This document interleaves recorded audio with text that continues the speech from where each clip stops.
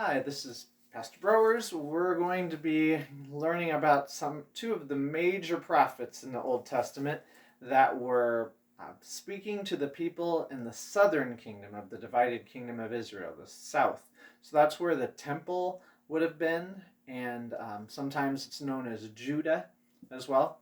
So we're going to be starting in the book of Jeremiah.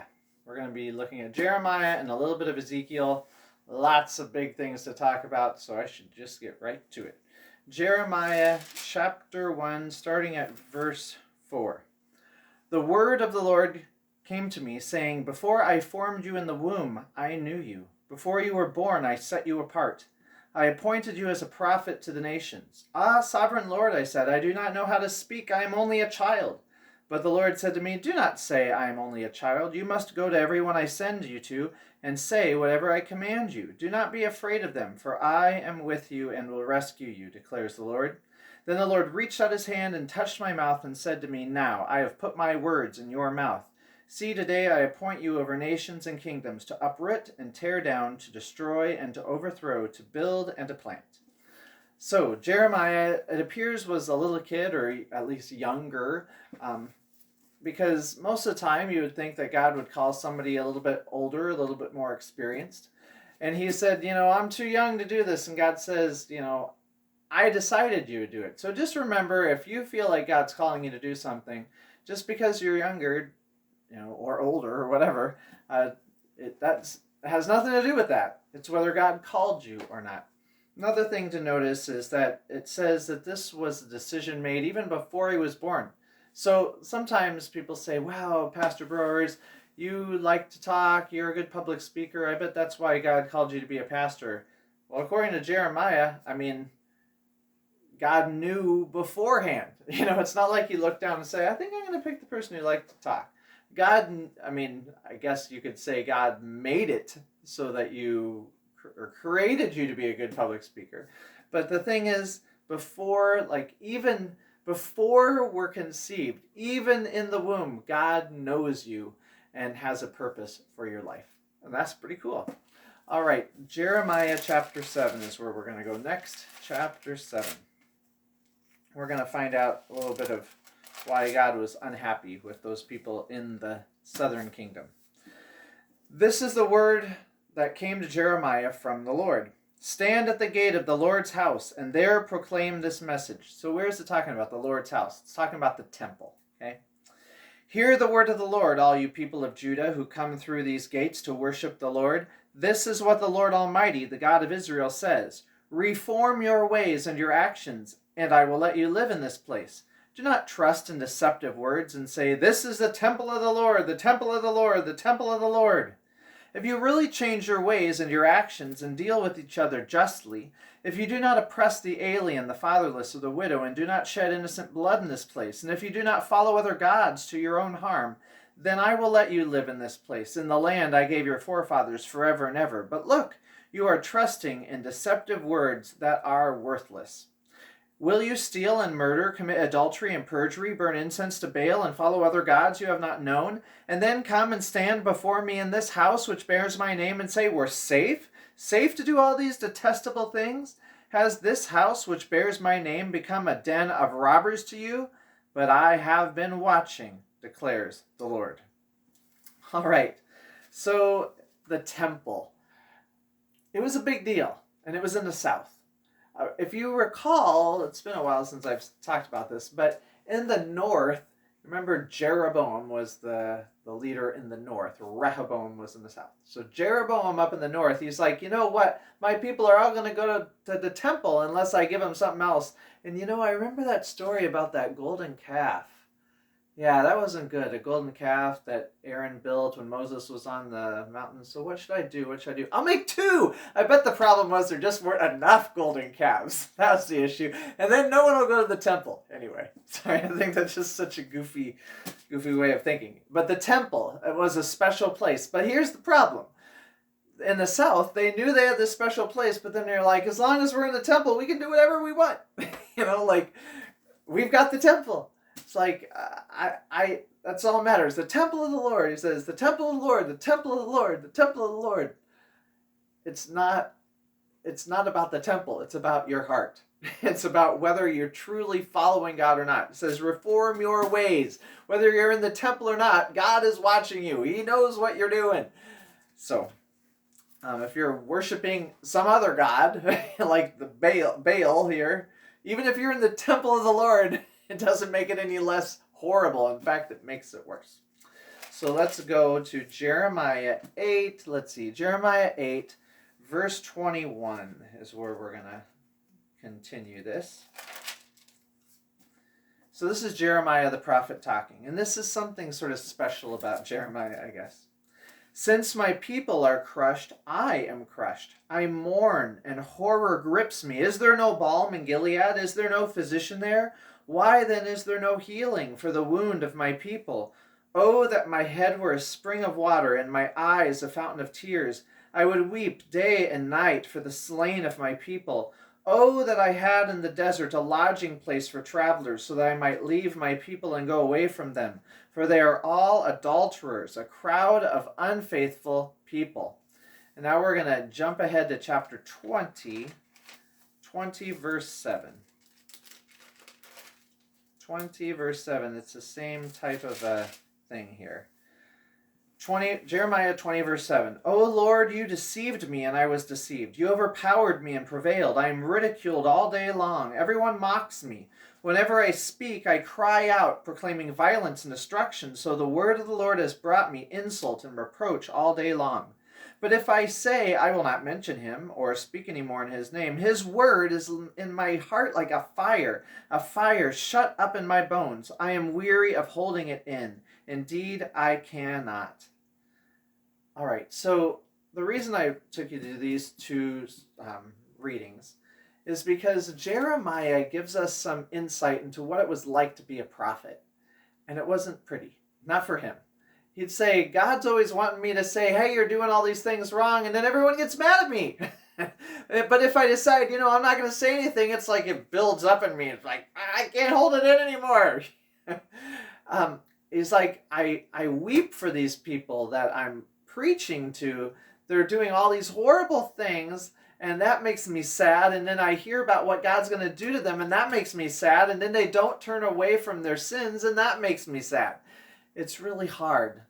I think it's important for us to remember that being a prophet is not an easy thing.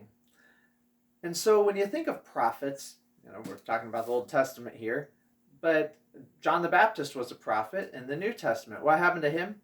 You might not know. He got his head cut off. He got beheaded because he was telling the ruler Herod that it was wrong for him to be committing adultery with his brother's wife, Herodias. Yeah. And then think about modern day prophets like Martin Luther King Jr., who is fighting for social justice and racial justice. What happened to him? He was assassinated. It's hard to get across, but I think it's important to try to make a difference in the world. I think it's important to speak the truth, even if that's to people who are in power. And yet I also have to be honest and say it's not easy. It's not an easy thing. People might not like you. People that you want to like you might not like you, even if you're doing the right thing. And Jeremiah is a good example of this. It doesn't mean he didn't do it. It's just he's saying it was really hard for him to do it. All right, we're going to go back a little bit to chapter 18, and we're going to start reading at verse 1, Jeremiah 18:1. This is the word that came to Jeremiah from the Lord. Go down to the potter's house, and there I will give you my message. So I went down to the potter's house, and I saw him working at the wheel.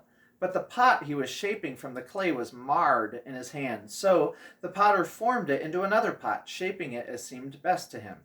Then the word of the Lord came to me. O house of Israel, can I not do with you as this potter does, declares the Lord? Like clay in the hand of the potter, so are you in my hand, O house of Israel. If at any time I announce that a nation or kingdom is to be uprooted, torn down, and destroyed, and if that nation I warned repents of its evil, then I will relent and not inflict on it the disaster I had planned. And if at another time I announce that a nation or kingdom is to be built up and planted, and if it does evil in my sight and does not obey me, then I will reconsider the good I had intended to do for it. Now, therefore, say to the people of Judah and those living in Jerusalem, This is what the Lord says. Look, I am preparing a disaster for you and devising a plan against you. So turn from your evil ways, each one of you, and reform your ways and your actions. All right, so I think that's as far as I'm going to read there. The point is, God's saying, you're my creation. Just like a potter makes out of clay, forms a pot. Have you seen those wheels that spin around and then you're like forming it? And it's like, this isn't quite right. So what happens? The potter just pushes it down, starts over again. God's like, that's me and you. You're the pot. You're the clay. I'm the potter. I can do this stuff. If I say that you're doing the wrong thing and there's something wrong and I have to destroy you, it's not, I'm not being a bad guy. I'm the potter. I'm the creator. I can do that kind of stuff. Now, it's hard from our point of view because, the pot has feelings, I guess you might say. But it's God's prerogative. He can do whatever he wants to do. Now, let's see. In chapter 19, I think it talks about it as well. Yeah, I think chapter 19, starting at verse 4. This is what the Lord says. Go and buy a clay jar from a potter. Take along some of the elders of the people and of the priests, and go to the valley of Ben Hinnom, near the entrance of the potsherd gate. There proclaim the words I tell you, and say, Hear the word of the Lord, O kings of Judah and people of Jerusalem. This is what the Lord Almighty, the God of Israel, says. Listen, I'm going to bring a disaster on this place that will make the ears of everyone who hears of it tingle. For they have forsaken me and made this a place of foreign gods. They have burned sacrifices in it to gods that neither they, nor their fathers, nor their kings of Judah ever knew. And they have filled this place with the blood of the innocent. And now jump to verse 10. Then break the jar while those who go with you are watching, and say to them, This is what the Lord Almighty says. I will smash this nation and this city, just as this potter's jar is smashed and cannot be repaired. They will bury the dead in Topheth until there is no more room. All right, so God's saying, in creating you, I'm in charge, and even if you've been around a while, you're all old and dry, I'll just smash you. Like, I will destroy you because you're doing the wrong stuff. Yeah. That's, I guess, the fire and brimstone that you always hear about. I guess that's Jeremiah. Well, this is God speaking through Jeremiah. All right, now I want you to go to chapter 39. 39. Jeremiah 39. This is how Jerusalem was taken. In the 9th year of Zedekiah, king of Judah, in the 10th month, Nebuchadnezzar, king of Babylon, marched against Jerusalem with his whole army and laid siege to it. And on the 9th day of the 4th month of Zedekiah's 11th year, the city wall was broken through. Then all the officials of the king of Babylon came and took seats in the middle gate. Nergal-Sharezer of Samgar, Nebasar-Sakim, a chief officer, Nergal-Sharezer, a high official, and all the other officials of the king of Babylon. When Zedekiah, king of Judah, and all the soldiers saw them, they fled. They left the city at night by way of the king's garden, through the gate between the two walls, and headed toward the Arabah. But the Babylonian army pursued them and overtook Zedekiah in the plains of Jericho. They captured him and took him to Nebuchadnezzar, king of Babylon, at Riblah, in the land of Hamath, where he pronounced sentence on him. There at Riblah, the king of Babylon slaughtered the sons of Zedekiah before his eyes, and also killed all the nobles of Judah. Then he put out Zedekiah's eyes and bound him with bronze shackles to take him to Babylon. All right. I could read some more, but I don't think I'm going to. The point is, in the north, do you remember who took over the northern kingdom? The Assyrians. Hey, do you remember that northern kingdom was sometimes called Samaria, and they brought people from Assyria to live there, and then lions tried to kill them, and then they brought priests to teach them how to serve God, and they did learn to serve God, but they also kept serving their other gods, and that's why they're called the Samaritans, and that's why the Jews and the Samaritans don't get along anymore. That was a little summary. Well, now in the south, not the Assyrians, but the Babylonians came and destroyed them and took them into exile. So the Assyrians in the top, in the north, Babylonians in the south. They took them into exile. And that was just talking about how Jerusalem, the temple, was destroyed. So, but not forever. Chapter 31. 31. So before the temple was destroyed, we hear this from God. 31, let's see, verse 31. So 31:31 is where we're going to start. The time is coming, declares the Lord, when I will make a new covenant with the house of Israel and with the house of Judah. It will not be like the covenant I made with their forefathers when I took them out of the hand to lead them out of Egypt, because they broke my covenant, though I was a husband to them, declares the Lord. This is the covenant I will make with the house of Israel after that time, declares the Lord. I will put my law in their minds and write it on their hearts. I will be their God, and they will be my people. No longer will a man teach his neighbor or a man his brother, saying, Know the Lord, because they will all know me, from the least of them to the greatest, declares the Lord. For I will forgive their wickedness and will remember their sins no more. All right, so God is saying, even before this all happens, there's going to be a day. A day is coming where it's not going to be whether you follow me or not. I'm just going to forgive you. I'm going to forgive you, and I'm going to put my words, my law in your heart, so you're going to know whether it's right or wrong. It doesn't mean we're always going to do the right thing, but we're not going to have to say, only the people who receive the Bible are going to do the right thing. No, everybody's kind of have the conscience. They're going to kind of know. It's called natural law, or just a feeling like what's right and wrong. So anyway, this is sort of a big deal. It's saying that God's making a promise that it's not going to be about whether you follow him as much as it is that he is always going to seek you out. And this is really what Jesus did. He didn't come down to earth because he found a lot of really nice people that would follow him. He's like, no, I see a bunch of sinners, God's enemies. I'm going to come down and die for them, and I'm going to forgive them so that they know nothing can separate them from my love. But that's not until the New Testament. But this is like the prophecy of what's going to happen, that everything is going to be restored. Jeremiah, big old book and lots of wonderful things, but we're just going to have to keep moving on. Ezekiel is where we're going to go next. Ezekiel, let's see, chapter 2, Ezekiel's call. And let's see if we can compare this a little bit to Jeremiah's call. All right, let's see. We're going to start at verse 1. He said to me, Son of man, stand up on your feet, and I will speak to you. As he spoke, the Spirit came into me and raised me to my feet, and I heard him speaking to me. He said, Son of man, I am sending you to the Israelites, to a rebellious nation that has rebelled against me. They and their fathers have been in revolt against me to this very day. The people to whom I am sending you are obstinate and stubborn. Say to them, this is what the sovereign Lord says. And whether they listen or fail to listen, for they are a rebellious house, they will know that a prophet has been among them. All right. Then if you jump down to verse 9, then I looked, and I saw a hand stretched out to me. In it was a scroll, which he unrolled before me. On both sides of it were written words of lament and mourning and woe. And he said to me, Son of man, eat what is before you. Eat this scroll. Then go and speak to the house of Israel. So I opened my mouth, and he gave me the scroll to eat. Let me read one more verse. Then he said to me, Son of man, eat this scroll I am giving you, and fill your stomach with it. So I tasted it, and it tasted as sweet as honey in my mouth. Notice how in Jeremiah he touched his lips, and here he's eating the scroll. The concept here is that it's God's words. It's not Jeremiah or Ezekiel that are coming up with this stuff to just make things up that sound good. God's like, you're going to speak my words. And it says as sweet as honey. But before that, if you remember, he was saying, I'm going to make you say mean things to these people. They're going to be words of woe, words bad. Like, all these horrible things are going to happen to you, people of Israel. That's what you're going to be saying all the time, Ezekiel. But it's really good. It's really important that you do this.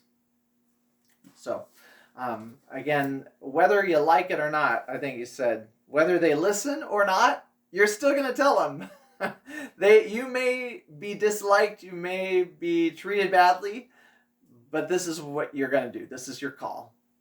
Do you remember how Jeremiah didn't like it? I'm sure Ezekiel didn't either. But Ezekiel must not have been quite as much of a complainer as Jeremiah, because he didn't write down a bunch of complaints.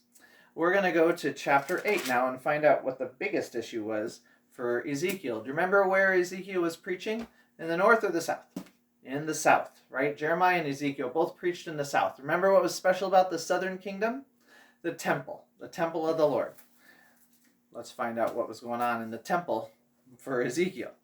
In the 6th year, in the 6th month, on the 5th day, while I was sitting in my house and the elders of Judah were sitting before me, the hand of the sovereign Lord came upon me there.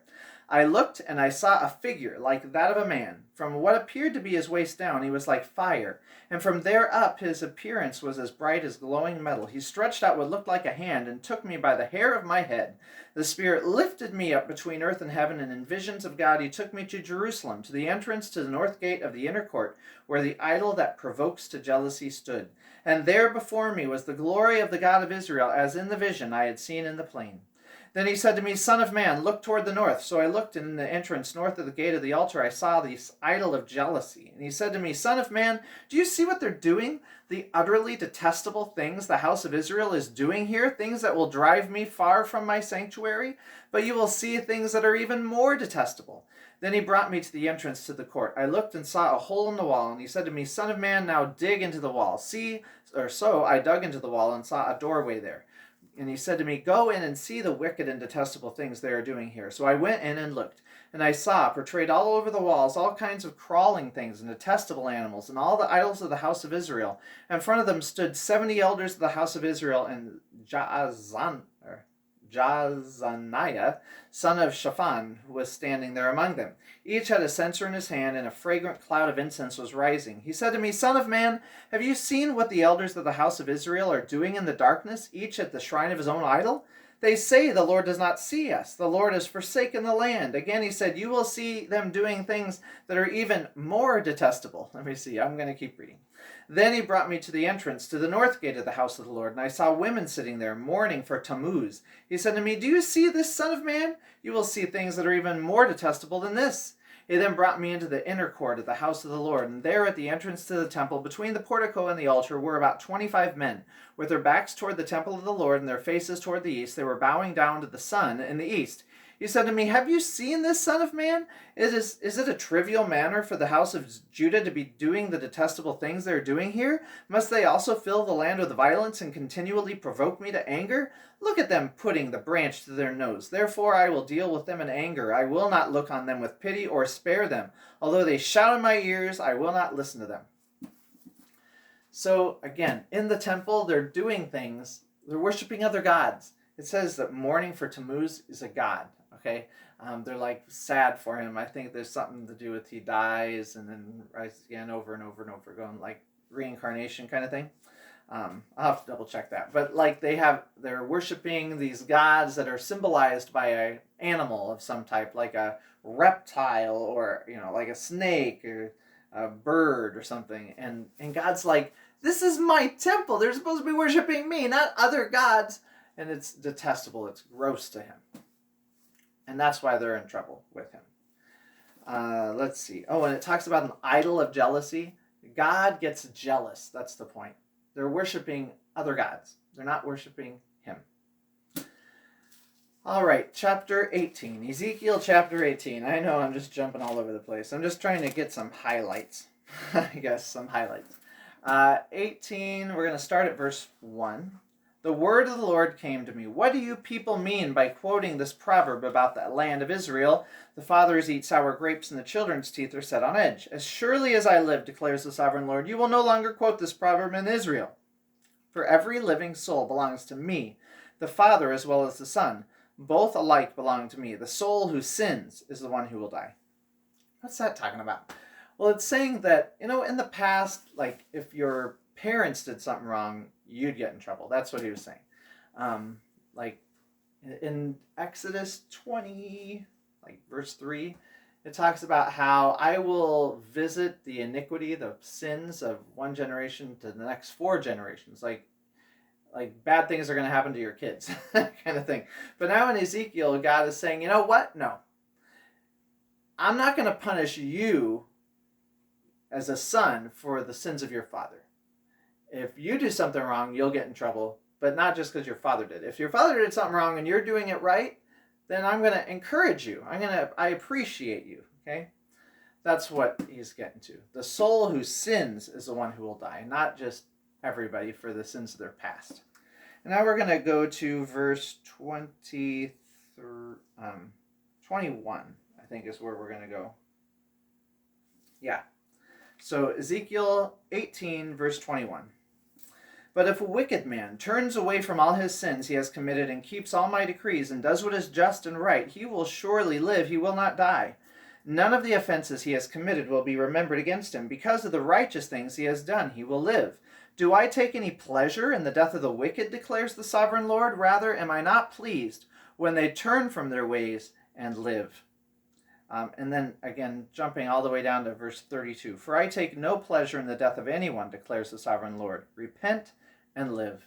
That's the biggest thing, I think, to get out of Ezekiel here, is that God does not want to punish the wicked. God does not want anyone to die. God doesn't want anyone to go to hell, is sort of the way to look at it. His goal is that they would turn to him. They would repent. They would turn away from their sins and seek life in Jesus. Seek life in God in the Old Testament. I think that's so important because sometimes we think that God is only just if he punishes people who did the wrong thing. And I remember listening to on the radio Life 107 one time, and they were talking about, it was when Osama bin Laden, who's the mastermind behind the 9/11 attacks that destroyed the Twin Towers in New York City. When he died, everyone was really happy. I know I was really happy. But this guy on the radio was like, you know what? He is happy too. But he wondered if that really made God happy. And he didn't think so, because what would have made God happy is if Osama bin Laden had repented, turned away from his sins, and chosen to follow Jesus. Even if he had to deal with the consequences of the death penalty or whatever. But God doesn't just get happy when people get what's coming to him. God is happy when they turn away from their sins and live so that they might have eternal life. Faith in Jesus is what makes God happy. That's the only thing that makes him happy. The final thing we're going to look at in Ezekiel is a famous story in Ezekiel Chapter 37. In the valley of the dry bones. The hand of the Lord was upon me, and he brought me out by the Spirit of the Lord, and set me in the middle of a valley. It was full of bones. He led me back and forth among them, and I saw a great many bones on the floor of the valley, bones that were very dry. He asked me, Son of man, can these bones live? I said, O sovereign Lord, you alone know. Then he said to me, Prophesy to these bones, and say to them, Dry bones, hear the word of the Lord. This is what the sovereign Lord says to these bones. I will make breath enter you, and you will come to life. I will attach tendons to you, and make flesh come upon you, and cover you with skin. I will put breath in you, and you will come to life. Then you will know that I am the Lord. So I prophesied as I was commanded, and as I was prophesying there was a noise, a rattling sound, and the bones came together, bone to bone. I looked, and tendons and flesh appeared on them, and skin covered them, but there was no breath in them. Then he said to me, Prophesy to the breath, prophesy, son of man, and say to it, This is what the sovereign Lord says. Come from the four winds, O breath, and breathe into these slain, that they may live. So I prophesied as he commanded me, and breath entered them, and they came to life and stood up on their feet, a vast army. Then he said to me, Son of man, these bones are the whole house of Israel. They say, Our bones are dried up, and our hope is gone. We are cut off. Therefore prophesy and say to them, This is what the sovereign Lord says, O my people. I am going to open your graves and bring you up from them. I will bring you back to the land of Israel. Then you, my people, will know that I am the Lord when I open your graves and bring you up from them. I will put my spirit in you, and you will live, and I will settle you in your own land. Then you will know that I, the Lord, have spoken, and I have done it, declares the Lord. What a cool story. All right, so it's like this vision of the valley of dead, dry bones. And God's saying, you know how I'm taking all of the Israelites out into exile. The Babylonians in the south are going to take them to exile, and they're going to be like, we're dead, we're dry, we're gone, we're goners. No way can we be helped. And God's like, just like I can bring new life to these dead, dry bones, I can bring new life to you. I can give you life where nothing existed before. So the story, I think, that's so important for us now is like, if you feel like I don't have faith, or I've lost my faith in God, God is saying, I can give it back to you. I can give you that faith back. I can bring life out of the dead. And I think what's important too is that sometimes we feel hopeless. We feel like there's no way God cares about us. There's no way that God's going to be able to take care of us, but there's always hope. There's nothing that God can't do. Nothing is impossible with God. That's a pretty good place to end. So thanks for watching. I hope you learned a little bit about Jeremiah, Ezekiel, and the south going into exile into Babylon. We only have a couple more lessons of the Old Testament left before the end of the year. So then we'll move on to the New Testament. So God bless you. Have a great day, and thanks for listening.